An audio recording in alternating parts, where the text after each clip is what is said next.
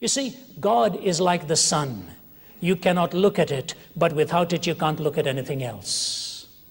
That's what Chesterton said. God is like the sun, you can't look at it, but without it you can't look at anything else. He said to the modern skeptic, his God is like the moon, completely scrutable and studyable under a telescope. He said maybe that's why the moon is the patron body of all lunatics. He says, try to reduce this into some explainable quotient formula. I remember when I was in my mid-20s preaching in Vietnam, and I was preaching in the city of Dalat, up in the highlands there, and in a little village where there were tribal people. They were mostly illiterate. And I recall going through an interpreter, trying to preach to them the most basic truths. Most of them didn't have any teeth in their mouths, and they looked like they came from a completely different world to mine. But there they sat night after night, packed to capacity.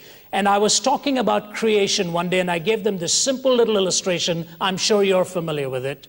But it's run something like this, about a fellow who sat under a nut tree once and pretending to be quite the master of engineering skills and structural engineering and so on. He said, you know, God, you really are not very smart.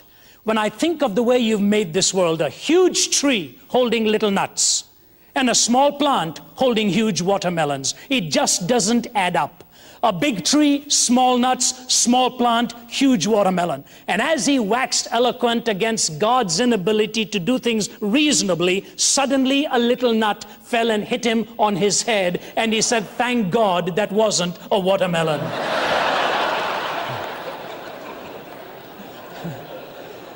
You know what I like about that? A group of villagers can sit there and laugh meaningfully because they do not have the same problem we do, where we have educated ourselves into imbecility.